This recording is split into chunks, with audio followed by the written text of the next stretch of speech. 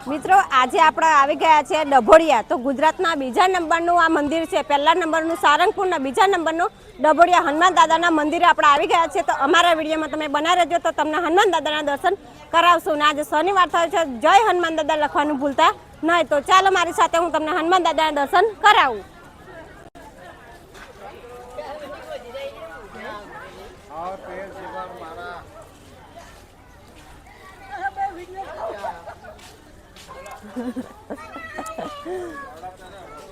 कौन से वाला चाहिए?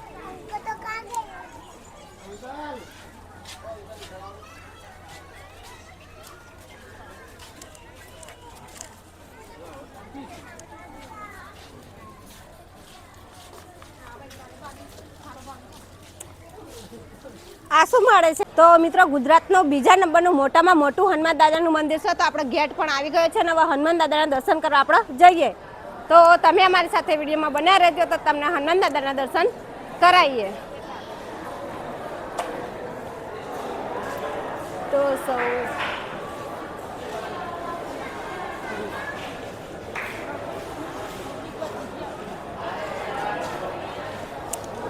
તો ગેટ પણ આવી ગયો છે હનુમાન દાદાનું મંદિર ડભોડિયા ના પ્રવેશ પણ લખેલું છે ના. બહુ બધા મિત્રો જમવા પણ બેસી ગયા છે. તો આપણે દર્શન કરવા જઈએ ને પછી પણ આપણે પ્રસાદ લેવા જઈશું.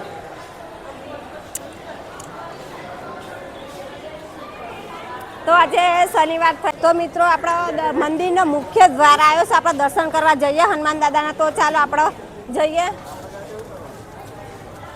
તો અહીંયા રન આપણે પ્રવેશ કરવાનો છે ને તમે વિડીયોમાં બન્યા રહેજો તો તમને હનુમાન દાદાના દર્શન કરાવશું.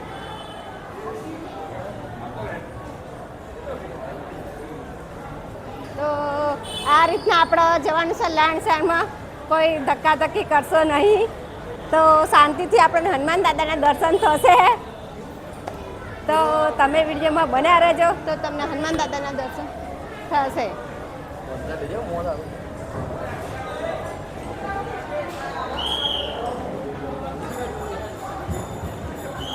તો આજે શનિવાર થઈ ગયો છે તો જય હનુમાન દાદા લખવાનું ભૂલતા નહીં કોમેન્ટમાં. તો જે પણ મિત્રો હનુમાન દાદાને માનતા હોય એ પણ હનુમાન દાદાના સાચા દિલથી હનુમાન દાદા લખી દેજો. ના મોટામાં મોટું બીજા નંબરનું ડભોડા હનુમાન દાદાનું મંદિર છે. તો હવે આપણું મંદિર આવી ગયું છે હનુમાન દાદાના. તો તમને પણ હું હનુમાન દાદાના દર્શન કરાવું. તો કોમેન્ટમાં જય હનુમાન દાદા લખવાનું ભૂલતા નહીં.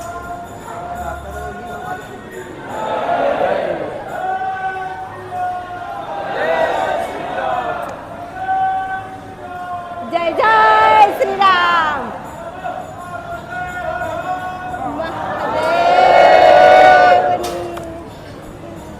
તો બધા મિત્રો વિડીયોની અંદર હનુમાન દાદાના દર્શન કરવાનું ભૂલતા નહીં. તમે દર્શન કરી લેજો તો તમને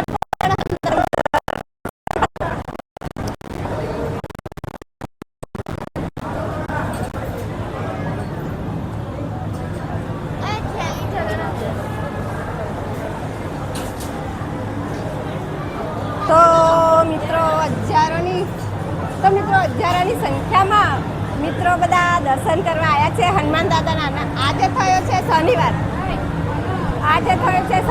તો બધા મિત્રો દર્શન કરી લેજો હનુમાન દાદાના.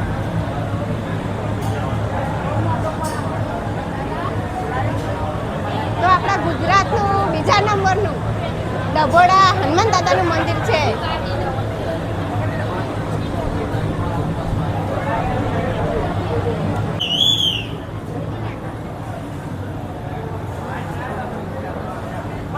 તો મિત્રો મંદિરનું દર્શન કરી લેજો. હનુમાન દાદાના દર્શન તમે કરી લેજો કે હનુમાન દાદાના મંદિર આપણે પહોંચી ગયા છે અને બહુ બધી ભીડ પણ છે. તો તમારે પણ હનુમાન દાદાના દર્શન જોડાવો.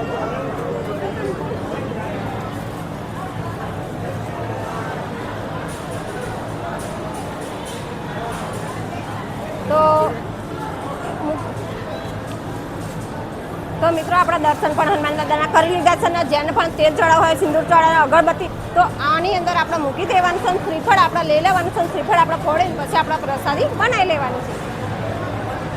તો મિત્રો તમે પણ દર્શન કરી લેજો બધા મિત્રો. અહીં બહુ બધી સુવિધા પણ છે. તો ચાલો મિત્રો, આપણા ભોજનાલયમાં આવ્યા છે ડભોડા, તો આપણા ભોજન પણ કરી લઈએ અને ભોજનમાં શું શું આપણને મળે છે એ પણ હું તમને બતાવી દઉં વિડીયોની અંદર.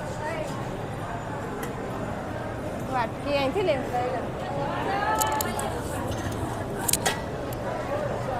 નિધિ લઈ લે.